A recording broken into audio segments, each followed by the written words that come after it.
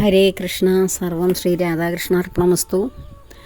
ഇന്ന് നമുക്ക് നമ്മുടെ തലമുറകളെ, നമ്മുടെ കുഞ്ഞുങ്ങളെ എങ്ങനെ ആത്മജ്ഞാനത്തിലൂടെ വളർത്താം എന്ന വിഷയത്തെക്കുറിച്ച് സംസാരിക്കാം. മുതിർന്നവർ, ഒരു പ്രായം കഴിഞ്ഞവരെ അവർക്ക് സ്വയം തോന്നിയാൽ, ഭഗവാൻ അവരെ കൊണ്ട് അവരുടെ ഉള്ളിൽ പ്രവർത്തിച്ചാൽ മാത്രം, ഭഗവാൻ അവരുടെ ഉള്ളിൽ പ്രവർത്തിക്കണമെങ്കിൽ അവർ ഏതെങ്കിലും ഒരു ജന്മത്തിൽ ഭഗവാന് വേണ്ടി എന്തെങ്കിലും ഒരു കർമ്മം ഭഗവാനെ അറിയുവാൻ വേണ്ടി ചെയ്തിട്ടുണ്ടാകണം. അങ്ങനെയുള്ളവർ അതിൻ്റെ അനന്തരഫലം അല്ലെങ്കിൽ അതിൻ്റെ ബാക്കി ഭാഗമായിട്ട് വീണ്ടും ഈ ജന്മം കൈക്കൊള്ളുമ്പോൾ അതേ രൂപത്തിൽ തന്നെ അതിൻ്റെ തുടർച്ചയായി മറ്റ് കർമ്മങ്ങളിലേക്ക് വ്യാപരിക്കും. അതുകൊണ്ടാണ് ആത്മബോധത്തെ ആഗ്രഹിച്ച് അങ്ങനെ ഒരു താല്പര്യത്തിലേക്ക് വരുന്നവർ ജന്മാന്തരങ്ങളായി ചെയ്ത സുകൃതത്തിൻ്റെ ഫലമാണ് എന്ന് പറയുന്നത്. അതിൻ്റെ ഒരു പിന്തുടർച്ചയാണ്. ഏത് കർമ്മങ്ങളും നമ്മൾ ഇപ്പോൾ അനുഷ്ഠിക്കുന്നത് മുൻപ് ചെയ്തതിൻ്റെ ഒരു പിന്തുടർച്ചയാണ്. മുൻപ് നമ്മൾ എന്ത് ചെയ്തു എന്നുള്ളത് നമ്മുടെ ഓർമ്മയിലില്ലാത്തത് കൊണ്ടാണ് നമുക്കതിനെ അജ്ഞാതമായിട്ടെല്ലാം ആകസ്മികമായിട്ട് സംഭവിക്കുന്നു എന്ന് തോന്നുന്നത്. സത്യത്തിൽ ഇതൊന്ന് തുറന്നു വെക്കുന്ന ഒരു പുസ്തകം പോലെ എടുത്തു നോക്കിയാൽ ഒരു പേജിലെ ബാക്കിയാണ് അടുത്ത പേജിലുള്ളത്. നമ്മൾ നോട്ട് എഴുതുന്നതായാലും ടെക്സ്റ്റ് വായിക്കുന്നതായാലും കഥയും നോവലും എല്ലാം ഒരു പേജിലുള്ളതിൻ്റെ അടുത്തതാണ്, അതിൻ്റെ ബാക്കിയല്ലേ അടുത്ത പേജിൽ. പക്ഷേ ആദ്യത്തെ പേജ് നമ്മുടെ ജീവിതത്തിലെ മുൻ ജന്മങ്ങളിലെ പേജുകൾ നമ്മുടെ ഓർമ്മയിൽ ഇല്ല. നമ്മുടെ ഓർമ്മയ്ക്ക്, അതായത് ശരീരത്തിന്, അതായത് പഞ്ചേന്ദ്രിയങ്ങൾക്ക് ഒരു നിശ്ചിതമായിട്ടുള്ള ധർമ്മമേ അനുഷ്ഠിക്കുവാൻ കഴിയുകയുള്ളൂ എന്ന് ഞാൻ മുൻപ് പല ദിവസങ്ങളിലും സംസാരിച്ചിട്ടുണ്ട്. ആ ഒരു പരിധി അല്ലെങ്കിൽ ഒരു പരിമിതി കൊണ്ടാണ് നമുക്ക് നമ്മുടെ പൂർവ്വജന്മങ്ങളിലെ ഓർമ്മകൾ നഷ്ടപ്പെടുന്നതും ഈ ജന്മത്തിൽ നമ്മുടെ കർമ്മങ്ങൾ അനുഷ്ഠിക്കുവാൻ ശരീരത്തിന് വേണ്ടുന്ന ആ ഒരു കഴിവ് കൊടുക്കുന്ന അത്രയും ഉള്ള പഞ്ചേന്ദ്രിയങ്ങളിലൂടെയുള്ള അറിവ് മാത്രമേ, ഇന്ദ്രിയങ്ങളിലൂടെയുള്ള ആ അറിവ് മാത്രമേ നാം ആർജിക്കുന്നുള്ളൂ. അതിനുപരിയായി നാം നേടണമെങ്കിൽ, ഈ ആറാം ഇന്ദ്രിയം ഒക്കെ പ്രവർത്തിക്കണമെങ്കിൽ, സിക്സ്ത് സെൻസ് പ്രവർത്തിക്കണമെങ്കിൽ എന്ത് ചെയ്യണം? നമ്മൾ യോഗയിൽ, ധ്യാനത്തിൽ മുഴുകി ഭഗവാനോട് സംസാരിക്കാൻ തുടങ്ങണം. ഭഗവാനോട് സംസാരിക്കാനല്ല, ഭഗവാനിൽ നിന്ന് ഇങ്ങോട്ടുള്ള സന്ദേശങ്ങൾ ആവഹിക്കണം. നാം ഭഗവാനെ പ്രാർത്ഥിക്കുന്നത് അല്ലെങ്കിൽ ഭഗവാന്റെ നാമങ്ങൾ ജപിക്കുന്നത് ഭഗവാനോടുള്ള പ്രാർത്ഥനയാണ്.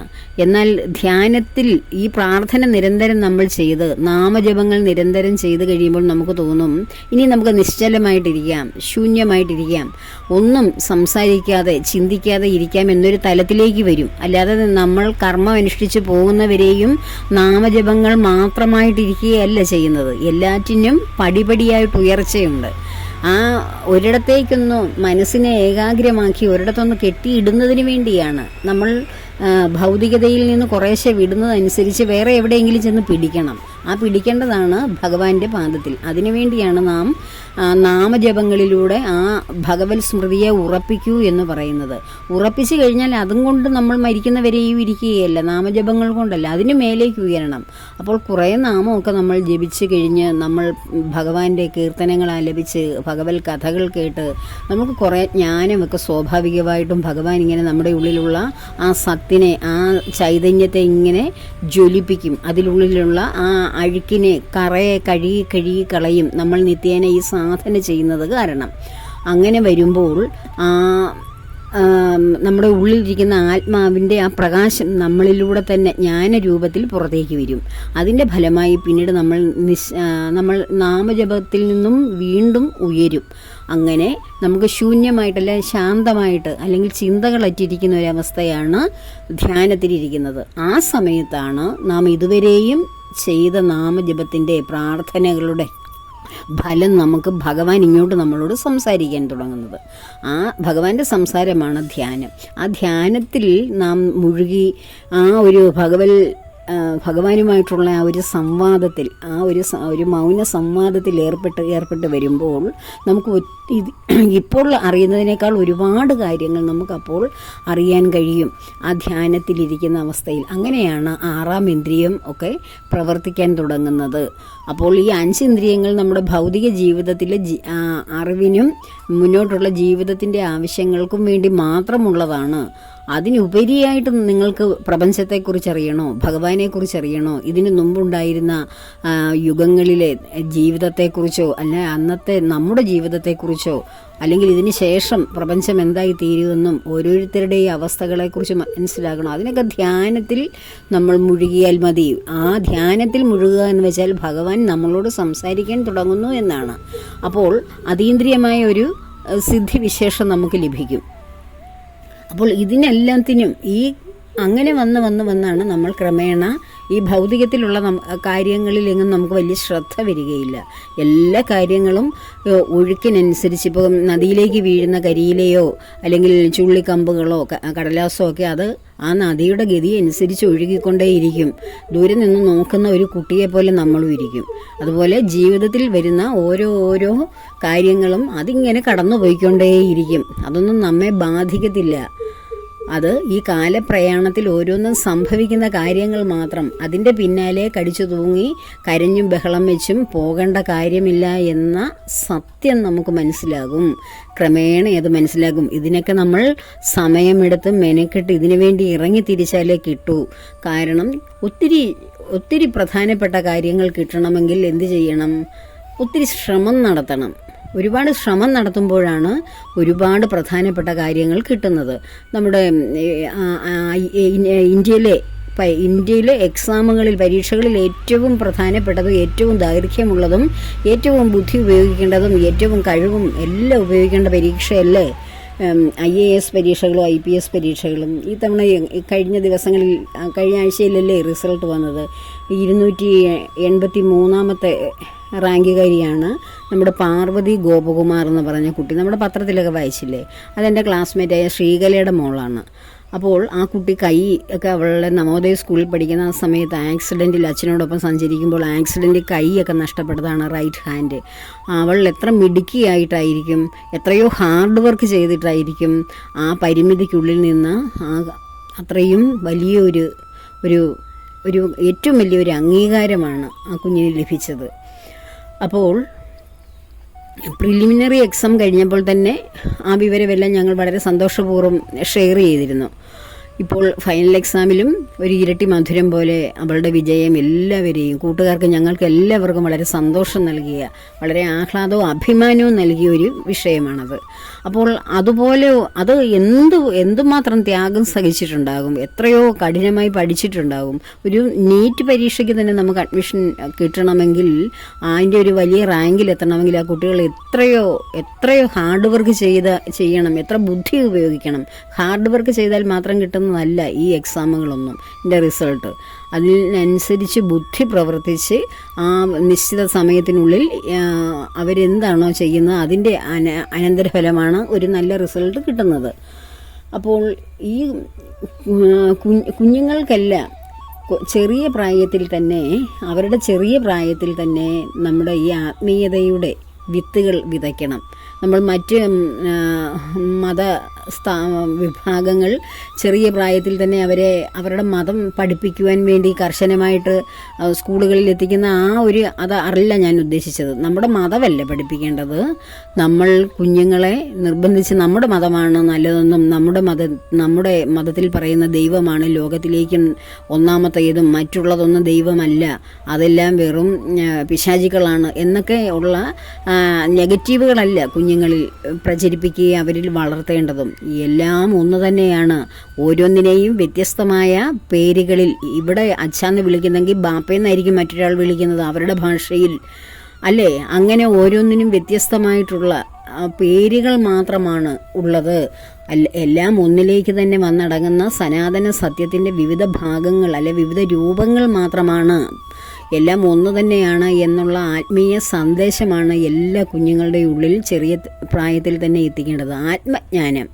ഒരു കുട്ടി വളർന്നു വന്ന് അതിന് വേണ്ടുന്ന ആ ഭൗതികമായ അവരുടെ ആ കഴിവുകൾ വളരുന്നതനുസരിച്ച് ആ കഴിവിനെ ഉൾക്കൊള്ളണമെങ്കിൽ അതിന് കുറേ നമ്മളിപ്പം കുറച്ച് ഭഗവാനെ പൂജിക്കാൻ കുറച്ച് പൂ പറിക്കുകയാണെന്നിരിക്കട്ടെ, നമ്മുടെ കയ്യിൽ നോക്കുമ്പോൾ ഇഷ്ടം പോലെ പൂ നിൽക്കുന്ന ഭഗവാൻ ഇഷ്ടപ്പെടുന്ന ധാരാളം പുഷ്പങ്ങൾ.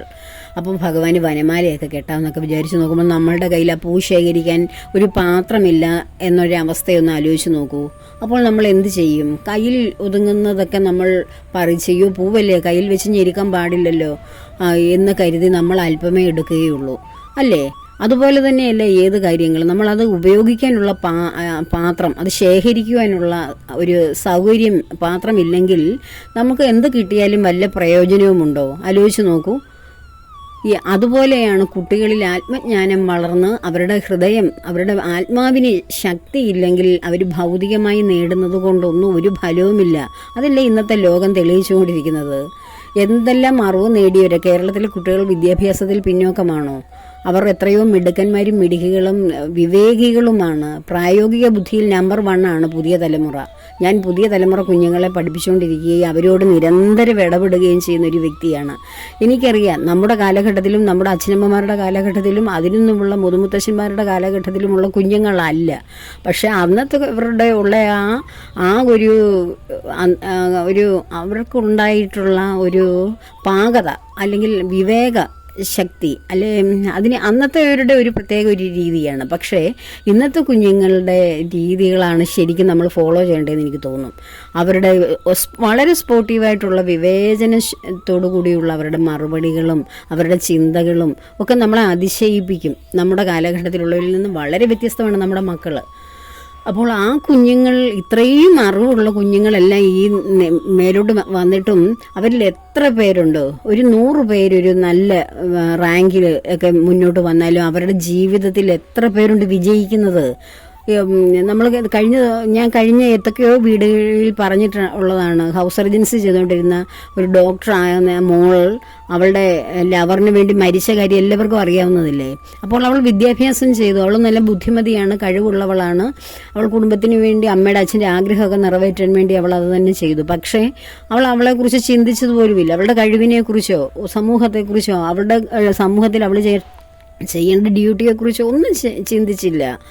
കേവലം ഒരു വ്യക്തിയുടെ ഒരു ഇമോഷണൽ തിങ്കിങ് മാത്രമാണ് അവിടെ നടത്തിയത്. എൻ്റെ സ്നേഹം നഷ്ടപ്പെടാൻ, അല്ലെ എന്നെ തിരസ്കരിച്ചു, അതിൻ്റെ പേരിൽ ഇത്രയും വിലപ്പെട്ട ജന്മം ഞാൻ നശിപ്പിച്ചു. എന്തുകൊണ്ടാണ് കുഞ്ഞുങ്ങൾക്കൊക്കെ ഇത് ഇങ്ങനെ തോന്നുന്നത്? അവർ നേടിയ അറിവ് വെക്കാൻ ഒരു പാത്രം അവരുടെ ഉള്ളിലില്ല. അവരെത്രയോ കഴിവുള്ളവരാണ്, എങ്കിലും അവർ നേടിയെടുക്കുന്ന ആ കഴിവ്, വളർത്തിയെടുത്തുകൊണ്ട് വരുന്ന കഴിവ് സൂക്ഷിച്ചു വയ്ക്കുവാൻ അവരുടെ ഉള്ളിൽ ഒരു പാത്രമില്ല, ഒരു ശേഖരിക്കാൻ, ഒരു സംഭരിക്കാൻ ഒരു സ്ഥലമില്ല. അവരുടെ ഹൃദയമൊക്കെ വളരെ ചുരുങ്ങിയത്, അവരുടെ ചിന്തകളൊക്കെ വളരെ എല്ലാം ഇമോഷണലായിട്ട് തിങ്ക് ചെയ്യുന്ന കുറച്ച് മനുഷ്യരായിട്ട് മാറി നമ്മുടെ തലമുറ. എത്ര കഴിവുള്ളവരാണെങ്കിലും ആ കഴിവിനെ അവരുടെ ഉള്ളിൽ ഇട്ട് വളർത്തി യഥാർത്ഥത്തിൽ നമ്മുടെ സമൂഹത്തിന് നന്മ ചെയ്യുവാനല്ല, കുടുംബത്തെ ഉയർത്തുവാനുള്ള മക്കളായി മാറാൻ അവർക്ക് കഴിയാത്തതിൻ്റെ കാരണം അവരിൽ ആത്മബോധമില്ലാത്തവരാണ്. ആത്മബോധത്തിൻ്റെ വിത്തുകൾ നാം വിതയ്ക്കണം. മതമല്ല പഠിപ്പിക്കേണ്ടത്, ആത്മബോധമാണ്. ഞാൻ ആരാണ്? ഞാൻ ഈ വെറും കാണുന്ന ശരീരമല്ല, ശരീരമാണെന്നുള്ള ബോധം കൊണ്ടാണ് ഈ കുഞ്ഞുങ്ങൾ ആ ശരീരത്തോട് കാണിക്കുന്ന പ്രേമം നിഷേധിക്കുമ്പോൾ ആത്മഹത്യ ചെയ്യുകയോ അല്ലെങ്കിൽ ലഹരിക്ക് അടിമയാവുകയോ അല്ലെ ജീവിതം വേണ്ടെന്ന് വെച്ച് മോശമായ ജീവിതത്തിലേക്ക് പോവുകയൊക്കെ ചെയ്യുന്നത് ഈ ശരീരം മാത്രമാണ് ഞാനെന്ന് ചിന്തിക്കുന്നത് കൊണ്ടാണ്. ഈ ശരീരം സ്വഹം എന്ന് കുഞ്ഞുങ്ങളെ പറഞ്ഞു പഠിപ്പിക്കണം. സ്വഹം എന്നിലിരിക്കുന്നത് ശുദ്ധ തെളിവാർന്ന സത്യമാർന്ന വിശുദ്ധമായ സ്ഫടികമായിട്ടുള്ള ജ്ഞാനമാണ്, ആത്മാവാണ്. ഞാൻ ഈ കാണുന്ന ശരീരമല്ല. ഈ ശരീരത്തെ, ഈ ഭംഗിയുള്ള ശരീരത്തെ ചുമന്നു കൊണ്ട് നടക്കണമെങ്കിൽ, അതിനെ ജീവസുറ്റതാക്കി മാറ്റണമെങ്കിൽ ഞാൻ അതിനുള്ളിൽ വേണം. ആ ഞാനെന്ന് പറയുന്നത് ഈ ശരീരമല്ലെന്നും ഈ ശരീരത്തെ താങ്ങി നിർത്തുന്ന അനന്തകോടി ശക്തിവിശേഷമായ ശുദ്ധ സ്ഫടികമായ ജ്ഞാനമാണ് ഞാനെന്നും ഓരോ മക്കളെയും പറഞ്ഞു മനസ്സിലാക്കണം കുഞ്ഞു പ്രായത്തിൽ തന്നെ. അപ്പോൾ അവരിലിരിക്കുന്ന ആ ജ്ഞാനത്തിന്, അവരിലിരിക്കുന്ന ആത്മാവിനാണ് ഒരു പ്രാധാന്യം കൊടുക്കുന്നത്. അതുണ്ടെങ്കിലല്ലേ ഈ ശരീരം നിലനിൽക്കുകയുള്ളൂ. ആ ആത്മാവിന് പ്രവർത്തിക്കുവാനുള്ള എന്നുള്ള ഒരു ഉപകരണമായിട്ട് ശരീരത്തിൽ വന്ന ഉത്ഭവിച്ചതാണ് ഞാനെന്നും, ആ ഞാനെന്ന് പറയുന്നത് ഈ കയ്യോ എൻ്റെ കാലോ എൻ്റെ മുഖമോ തലയോ എൻ്റെ ശരീരഭാഗങ്ങളോ ഞാനിട്ടിരിക്കുന്ന വസ്ത്രമോ എൻ്റെ അച്ഛനോ എൻ്റെ അമ്മയോ അല്ലെ എൻ്റെ വസ്തുവകളോ എൻ്റെ സമ്പത്തോ എൻ്റെ ഡിഗ്രിയോ എൻ്റെ പദവിയോ എൻ്റെ വാഹനമോ വീടോ ഇതൊന്നും അല്ല ഞാൻ. എൻ്റെ ശരീരം പോലുമല്ല ഞാൻ. അപ്പോൾ പിന്നെ ഞാൻ എന്താണെന്ന് കുഞ്ഞുങ്ങളോട് പറഞ്ഞ് മനസ്സിലാക്കി കൊടുക്കുന്നതാണ് ഏറ്റവും വലിയ ആത്മജ്ഞാനം. ഇതാണ് യഥാർത്ഥത്തിലുള്ള വിദ്യാഭ്യാസം. ഇത് മതമല്ല, ഇതാണ് എല്ലാവരും പഠിപ്പിക്കേണ്ട മക്കളെ. ആ ആത്മബോധത്തിൽ വളർന്നു വരുന്ന കുഞ്ഞുങ്ങൾ പിന്നെ എങ്ങനെയാണ് അവർ തളരുന്നത്? ആ ആത്മാവ് വളരുന്നതനുസരിച്ച് അവരിൽ വരുന്ന ഈ അറിവുകളും അവർ പുറമേ നേടുന്ന ഭൗതികമായി നേടുന്ന അറിവുകൾ അതിൽ സമ്പുഷ്ടമായിട്ടിരിക്കും. അതിനനുസരിച്ച് അവർ ജീവിതത്തിൽ ഉയരും. അപ്പോൾ ഈ രണ്ട് വശവും ഒരുപോലെ പോകും. ഭൗതികവും ആത്മീയവുമായ ഒരു വലിയ ഒരു തലത്തിലേക്കാണ് മക്കളെല്ലാം വളർന്നു വരുന്നത്. അവരുടെ ആ വളർച്ച കണ്ടിട്ട് നമ്മൾ തന്നെ അതിശയിച്ചു പോകും. ഞാൻ എൻ്റെ തന്നെ കാര്യം ഇരുന്ന് പറയുമ്പോൾ ഞാൻ എന്നെ തന്നെ അങ്ങ് ഓരോന്നിടത്തും ഇങ്ങനെ ഉയർത്തി പറയുകയാണെന്നൊന്നും ആർക്കും തോന്നരുത്. എൻ്റെ അനുഭവത്തിൽ വന്ന ഒരു കാര്യം ഞാനങ്ങ് പറയുകയാണ്. ഇപ്പോഴെൻ്റെ ഇളയ മകനെ +2 എക്സാം എഴുതിയിട്ട് നിൽക്കുന്നു, നീറ്റ് പരീക്ഷയ്ക്ക് തയ്യാറെടുത്തുകൊണ്ടിരിക്കുന്നു. അപ്പോൾ അവൻ 10ാം ക്ലാസ്സിൽ 2 വർഷം മുമ്പ് പരീക്ഷ എഴുതുമ്പോൾ പരീക്ഷയ്ക്ക് 2-3 ദിവസം ഇനിയും ബാക്കിയുള്ളൂ. ആ സമയത്ത് അമ്മയുടെയും അച്ഛൻ്റെയൊക്കെ കുടുംബക്ഷേത്രത്തിൽ കൊണ്ടുപോയി മോനെ തൊഴിയിച്ച് അത് പരീക്ഷ എടുക്കുമ്പോഴും അല്ലാതെയും അവിടെ എന്ത് കാര്യമുണ്ടെങ്കിലും അല്ലെങ്കിലും മാസത്തിലൊരിക്കലൊക്കെ ഞാൻ കുടുംബക്ഷേത്രത്തിൽ എൻ്റെ ഹസ്ബൻഡിൻ്റെ കുടുംബത്തിലും എൻ്റെ കുടുംബത്തിലും കുടുംബക്ഷേത്രമൊക്കെ ഒരേ ഏരിയയിൽ തന്നെയാണ്. അവിടെ പോയി തൊഴും. കണ്ടിയൂർ മഹാദേവ ക്ഷേത്രത്തിന് സമീപത്താണ് ഹസ്ബൻഡിൻ്റെ കുടുംബക്ഷേത്രം, എൻ്റേത് ചെട്ടുളങ്ങര. അപ്പോൾ അവിടെയൊക്കെ പോയി തൊഴും. അപ്പോൾ കഴിഞ്ഞ തവണ ഈ 10ാം ക്ലാസ്സിൽ പരീക്ഷയ്ക്ക് ഇനിയും 2-3 ദിവസമേ ബാക്കിയുള്ളൂ. ആ സമയത്ത് ഈ കുടുംബത്തിൽ പോയി തൊഴുതിട്ട് തിരിച്ചു വന്നിട്ട് കണ്ടിയൂർ മഹാദേവ ക്ഷേത്രത്തിൽ കയറി ഭഗവാനെ തൊഴുതു. ഞാൻ വളരെ ചെറിയ കാലം മുതൽ എൻ്റെ ചേച്ചിമാരും ഞാനും ആങ്ങളെ എല്ലാവരും കൂടെ ശനിയാഴ്ച തോറും നടന്നുപോയി, ചെട്ടികുളങ്ങരയിൽ നിന്ന് നടന്നുപോയി തൊഴുന്ന ക്ഷേത്രമാണ് കണ്ടിയൂർ ശ്രീ മഹാദേവ ക്ഷേത്രം. അത് ഒരു ഡിഗ്രി വിദ്യാഭ്യാസ കാലഘട്ടം വരെയും അങ്ങനെ തന്നെ പോകുമായിരുന്നു. പിന്നെ ഇടയ്ക്കൊക്കെ ഇങ്ങനെ പറ്റുന്ന സമയത്ത് പോകുമായിരുന്നു. അപ്പോൾ ഡിഗ്രി ഫസ്റ്റ് ഇയറൊക്കെ ആയപ്പോഴത്തേക്ക് എൻ്റെ ചേച്ചിയുടെയൊക്കെ ഇളയ ചേച്ചിയുടെയും കല്യാണം കഴിഞ്ഞ്, അതിന് മുമ്പ് ഞാൻ 7ലോ മറ്റോ പഠിക്കുമ്പോഴായിരുന്നു മൂത്ത ചേച്ചിയുടെ കല്യാണം. അതൊക്കെ അവൾ വളരെ ചെറിയ കുട്ടിയായിട്ടിരിക്കുമ്പോൾ തന്നെ അതിനെ വിവാഹം കഴിച്ച് വിട്ടതാണ്. അപ്പോൾ അവർ ചേച്ചും പിന്നെ ആങ്ങളെ പഠനത്തിന് വേണ്ടി അകലെയായി പോയി. പിന്നെ ഞാനും അച്ഛനും അമ്മയും മാത്രമുള്ളൊരു ജീവിതമായിരുന്നു വീട്ടിൽ, എൻ്റെ പഠിത്തവും അച്ഛനും അമ്മയായിട്ടിങ്ങനെ. അപ്പോൾ ആ സമയത്ത് ഞങ്ങളെല്ലാവരും ഉള്ള സമയത്ത് സ്ഥിരം ഞാൻ പോകുന്ന ക്ഷേത്രമാണ്, ഞങ്ങളെല്ലാവരും പോകുന്ന ക്ഷേത്രമാണ് കണ്ടിയൂർ മഹാദേവ ക്ഷേത്രം. ചെട്ടികുളങ്ങരയമ്മ കഴിഞ്ഞാൽ ഞങ്ങൾ അവിടേക്കാണ് എപ്പോഴും പോയിക്കൊണ്ടിരുന്നത്. അപ്പോൾ പരീക്ഷ വരുന്ന സമയങ്ങളിലും അല്ലാത്തപ്പോഴും ഒക്കെ ഞാൻ മക്കളെയും കൊണ്ട് അവിടെ പോയി തൊഴിയിക്കാറുണ്ട്. അതൊരു വ്യത്യസ്തമായൊരു ക്ഷേത്രമാണ്. സാധാരണ നമ്മൾ ഭക്തി മാത്രമല്ല അവിടെ നിന്ന് ലഭിക്കുന്നത്, ഒരുപാട് ജ്ഞാനം, വേറൊരു വൈബാണ് അവിടെ ചെന്നാൽ കിട്ടുന്നത്. അപ്പോൾ അവിടെ ക്ഷേത്രത്തിൽ ചെന്ന് തൊഴുത് അവിടെ നന്ദികേശനൊക്കെ ഉണ്ട്, എല്ലാം തൊഴുത് വെളിയിൽ ഇറങ്ങിക്കഴിഞ്ഞ് ഞാൻ വണ്ടി എടുക്കാൻ നേരം മോനോട് പറഞ്ഞ്, മോനെ പരീക്ഷയല്ലേ വരുന്നേ, ഫുൾ A ഗ്രേഡ് കിട്ടണമെന്ന് അമ്മ പ്രാർത്ഥിച്ചിട്ടുണ്ട്.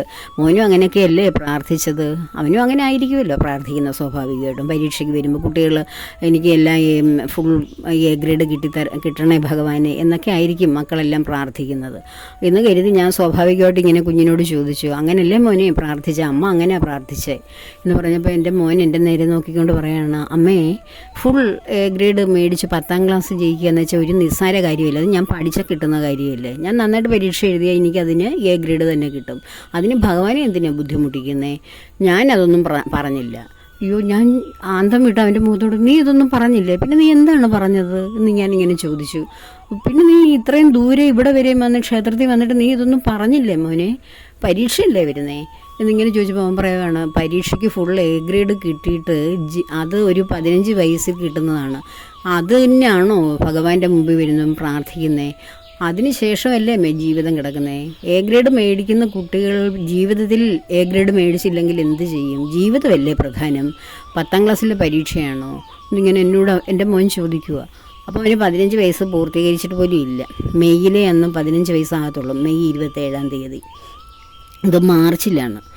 അപ്പോൾ ഞാനപ്പോൾ ചോദിച്ചു, അപ്പോൾ നീ എന്തുവാ പ്രാർത്ഥിച്ചതെന്ന് വളരെ വിഷമത്തോടു കൂടി ചോദിച്ചു. ദൈവമേ, ഇവൻ എൻ്റെ പ്രതീക്ഷയെല്ലാം തകർത്തല്ലോ എന്നുള്ള രീതിയിൽ. എന്താണ് നീ പിന്നെ പ്രാർത്ഥിച്ച മോനെ എന്ന് ചോദിച്ചപ്പം എന്നോടും പറയുവാണ്, എൻ്റെ ജീവിതം കഷ്ടപ്പാട് കൂടാതെ കഴിഞ്ഞു കൂടുവാനും ഒടുവിൽ ഭഗവാന്റെ പരമപദത്തിൽ എത്തുവാനുമാണ് ഞാൻ പ്രാർത്ഥിച്ചതെന്ന്. ഏത് ക്ഷേത്രത്തിലും ഞാൻ ഇങ്ങനെ പ്രാർത്ഥിക്കത്തുള്ളെന്ന്. ഞാനത് കേട്ടിട്ട് അന്തം വിട്ടുപോയി. അപ്പോൾ ഞാനൊന്നും മിണ്ടിയില്ല. ഇങ്ങനെ അസ്തപ്രജ്ഞയായിട്ട് നിന്ന് ഞാൻ വിചാരിച്ചു, എൻ്റെ ദൈവമേ, രോഹിണി നക്ഷത്രത്തിൽ ഭഗവാനെ പ്രാർത്ഥിച്ച് കിട്ടിയ ഇവൻ ഒരു മഹാസന്യാസിയായി എങ്ങനെ മാറുമോ, യോഗി വര്യനായി മാറുമെന്നാണ് തോന്നുന്നത് എന്നിങ്ങനെ ഞാൻ മനസ്സിൽ കരുതി. എന്നിട്ട് ഞാൻ ഇങ്ങനെ ഇരുന്നു. സത്യം പറഞ്ഞാൽ അവനൊരു യോഗിയായാലും സന്യാസിയായാലും ആത്മജീവിതത്തിലേക്ക് കടന്നുപോയാൽ ഞാൻ ഏറ്റവും കൂടുതൽ സന്തോഷിക്കും. കാരണം എൻ്റെ മക്കളൊക്കെ അങ്ങനെ തന്നെ പോകണമെന്ന് ആഗ്രഹിക്കുന്ന വ്യക്തിയാണ് ഞാൻ. ഒരു ഭൗതിക ജീവിതം എന്ന് പറയുന്ന ഒരു പൊട്ടക്കിണറാണ്. നമ്മൾ എത്രയോ കാലങ്ങളായിട്ട്, നൂറ്റാണ്ടുകളായിട്ട് നമ്മളുടെ സാമൂഹിക സ്ഥിതിയല്ലേ ഇത്. കുട്ടികൾ വളരുന്നു, അവരെ അടിച്ചു പഠിപ്പിച്ച് നല്ല വിദ്യാഭ്യാസം നേടി അവർക്കൊരു ജോലിയാക്കി അവരെ ഒരു വണ്ടിക്കാളയെ പോലെ അവരെ വിവാഹം കഴിപ്പിച്ച് അന്നു മുതൽ അവർ കുടുംബത്തിന് വേണ്ടി പാടുപെട്ട് ആൺകുട്ടിയായാലും പെൺകുട്ടിയായാലും നമ്മുടെ അവസ്ഥ ഒന്ന് ആലോചിച്ച് നോക്കൂ. അത് മരിക്കുന്നവരെയും നമ്മൾ അതിനു വേണ്ടിയിട്ട് പ്രയത്നിച്ചുകൊണ്ടിരിക്കും അല്ലേ, കുടുംബത്തിന് വേണ്ടിയിട്ട്.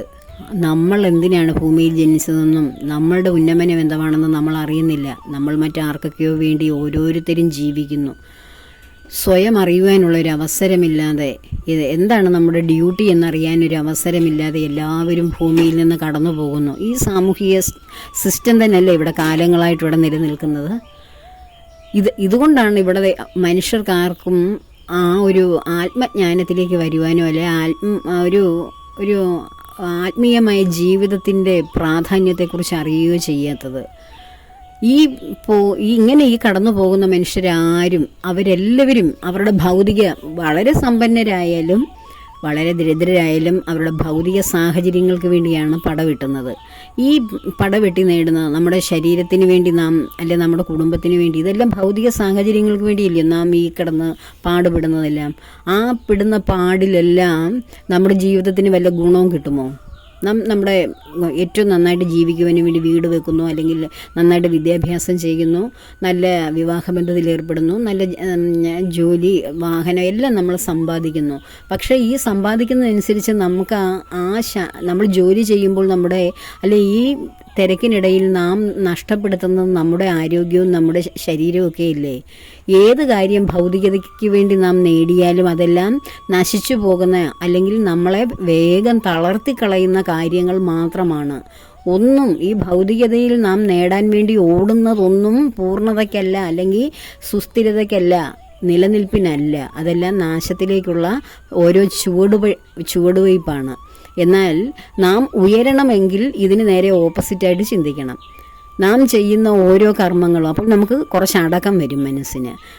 വെട്ടിപ്പിടിക്കുവാനും കാണുന്നിടത്തെല്ലാം ഓടി നടന്ന് സമ്പാദിക്കാനും ഒന്നും നമുക്ക് ഒരു ആവേശം വരികയില്ല. അങ്ങനെ അവനവൻ്റെ ജീവസന്ധാരണത്തിന് ആവശ്യമുള്ള കാര്യങ്ങളിലേക്ക് മാത്രം നമ്മുടെ മനസ്സിനെ തിരിച്ചുവിടുകയും വളരെ ശാന്തമായ പക്വമായ ജീവിതം, സമാധാനമുള്ള ജീവിതം നയിക്കുമ്പോൾ നമുക്ക് ടെൻഷനില്ല, പ്രശ്നങ്ങളില്ല. എപ്പോഴും സമാധാനം ഉള്ളിൽ ഇങ്ങനെ നിറഞ്ഞു നിൽക്കും. ആത്മബോധത്തിലൂടെ നാം സഞ്ചരിക്കുമ്പോൾ അങ്ങനെ വന്നു കഴിയുമ്പോൾ നമ്മുടെ ജീവിതം വളരെ ശാന്തമാകും, നമ്മുടെ ആരോഗ്യം നിലനിൽക്കും. നമ്മുടെ ജീവിതത്തിൻ്റെ ഉദ്ദേശം എന്താണ് എന്നുള്ള ആ ആത്മബോധത്തിലൂടെ, ജ്ഞാനത്തിലൂടെ, സമാധാനത്തിലൂടെ, സന്തോഷത്തിലൂടെ നമുക്ക് കടന്നു പോകാൻ കഴിയും. അപ്പോൾ ആത്മബോധത്തിലൂടെ ജീവിക്കുന്ന ജീവിതത്തെ, അതല്ല നമുക്ക് കുട്ടികളെ സന്യാസിയാക്കാനോ യോഗിയാക്കാനോ ഒന്നും ഞങ്ങൾക്ക് താല്പര്യമില്ല. ഞങ്ങളുടെ പാരമ്പര്യം പിന്തുടർച്ചയായിട്ട് അവരിലൂടെ കൊണ്ടുപോകണം. മക്കളില്ലാത്തവർ, അല്ലെങ്കിൽ മക്കളില്ലാത്തവർ കർമ്മങ്ങളൊക്കെ അനുഷ്ഠിക്കാൻ മരണശേഷം നമ്മൾക്കൊക്കെ ആരുമില്ലാതെ വരും. നമ്മുടെ കുടുംബത്തിൻ്റെ സൽപ്പേരും ആ ഒരു യശസ് നിലനിർത്തണമെങ്കിൽ ആരുമില്ലാതെ വരും എന്നൊക്കെ നമുക്ക് തോന്നും. പക്ഷേ ശ്രീ ശങ്കരാചാര്യരെ, ധ്രുവൻ, ഇവരെയൊക്കെ ഒന്ന് ആലോചിച്ച് നോക്കൂ. ധ്രുവനൊക്കെ പിന്നെ നമ്മുടെ പുരാണ കഥാപാത്രമാണെന്ന് പറയാം. ശ്രീ ശങ്കരാചാര്യരെ കുറിച്ച് ആലോചിച്ച് നോക്കൂ. അദ്ദേഹം ഒരു കുടുംബത്തിലിരുന്ന് അമ്മയുടെ ആഗ്രഹം അനുസരിച്ച് ജീവിച്ചിരുന്നെങ്കിൽ അദ്ദേഹം നമ്മുടെ ഈ ഭാരത സംസ്കാരത്തിന് എന്തെങ്കിലും ചെയ്തു തരാൻ കഴിയുമായിരുന്നോ? ഒന്ന് ആലോചിച്ച് നോക്കിക്കേ. അപ്പോൾ നമ്മൾ ലോകത്തിന് വേണ്ടി നന്മ ചെയ്യുന്ന ഓരോ കുഞ്ഞുങ്ങളെയാണ് നമ്മൾ സൃഷ്ടിക്കേണ്ടത്. അവർ ലോകമുള്ള കാലത്തോളം ശങ്കരൻ്റെ സമാധിക്ക് ശേഷം ഇപ്പോഴും എല്ലാ കാലഘട്ടങ്ങളിലും ഭാരത സംസ്കാരം നിലനിൽക്കുന്നിടത്തോളം ആദി ശങ്കരാചാര്യരെ ഓർക്കാത്ത ആരെങ്കിലും ഉണ്ടാകുമോ? അപ്പോൾ ഒരു കുഞ്ഞിൻ്റെ ആത്മബോധത്തിലൂടെയുള്ള ജീവിതമാണ് അവനെ അമരത്വം കൊടുത്ത് അവൻ ഒരിക്കലും മരണമില്ലാത്തവനായി ഇങ്ങനെ അവൻ്റെ യശസ് വർദ്ധിപ്പിക്കുന്നത്. മരണമില്ലെന്ന് വെച്ചാൽ ആ ഭൗതിക ശരീരം എന്നും മരിക്കാതിരിക്കുക എന്നല്ല. എല്ലാ ജീവിച്ചിരിക്കുന്ന മനുഷ്യരിലൂടെയും ആ വ്യക്തിയെ ഇങ്ങനെ ഓർത്തുകൊണ്ടിരിക്കും, ആ വ്യക്തിയെ സംസാരിച്ചു കൊണ്ടിരിക്കും, അവരുടെ നന്മയെ പാടി പുകഴ്ത്തിക്കൊണ്ടിരിക്കും. അതാണ് അമരത്വം എന്ന് പറയുന്നത്. ആ അമരത്വത്തിലേക്ക് വേണം നാം നമ്മുടെ തലമുറയെ കടത്തി വിടേണ്ടത്. അപ്പോൾ അതിനുവേണ്ടിയാകട്ടെ ഇന്നത്തെ ചിന്ത, പ്രാർത്ഥന. അതുപോലെ തന്നെ മെയ് 4-ാം തീയതി വരൂധിനി ഏകാദശി വരുന്നുണ്ട്. അതിനെക്കുറിച്ച് അടുത്ത വീഡിയോ ചെയ്യാം. എല്ലാവരും ശ്രദ്ധയോടിരിക്കുക. ശനിയാഴ്ചയാണ് വരൂധിനി ഏകാദശി. അപ്പോൾ എല്ലാവരെയും ഭഗവാന്റെ പത്മപാദങ്ങളിൽ ചേർത്ത് പ്രാർത്ഥിക്കുന്നു. ലോകാ സമസ്ത സുഖിനോ ഭവന്തു.